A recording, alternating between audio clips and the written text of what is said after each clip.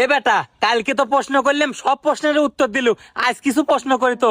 হ্যাঁ করো আব্বা, আমার সব প্রশ্নেরই উত্তর জানা আছে। তাহলে কত বেটা, ডুব দেওয়ার সময় কোন জিনিস ছোট হয়ে যায়? ডুব দেওয়ার সময় কোন জিনিস ছোট হয়ে যায়? সাবান। বাহ বাহ বাহ, আমার ছাওলের তো খুব ট্যালেন্ট আছে। আর একটা প্রশ্ন করবো রে বেটা। হ্যাঁ আব্বা করো। তাহলে শোন বেটা, জল আছে কল নাই, পাতা আছে গাছ নাই, কত কি হবে? চোখ। হাই রে আল্লাহ, আমার বেটার মাথায় বুদ্ধি, আমার তো আগে জানা আছিল লয়। তুই এত বুদ্ধি দিলি, ঘুম আসিস কেবা করে?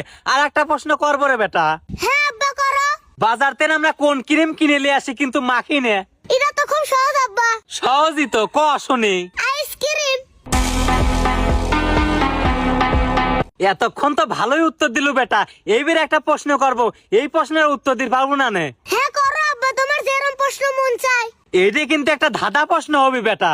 হ্যাঁ করো আব্বা, আমার সব প্রশ্নের উত্তর জানা আছে। তাহলে শোন বেটা, আমি তোমাকে নকল করি কিন্তু কথা কবের পারি না, কত কি হবি? আমি তোমাকে নকল করি কিন্তু কথা কইতে পারি না। কি হবে কি হবে কি হবে? পারতো শোনা তাই না বেটা? আবার কই শোন, আমি তোমাকে নকল করি কিন্তু কথা কবের পারি না, ক। আমি তোমাকে নকল করি কিন্তু কথা কইতে পারি না। আমি জানি রে বেটা, এই ধাঁধার তুই উত্তর দিতে পারবো না নে, কিন্তু আমার দর্শক বন্ধুরা পারবিনি। দর্শক বন্ধুরা, আপনারা যদি পারেন সবাই একটু কমেন্ট করে যান, ধাঁধাটা আবার শোনেন।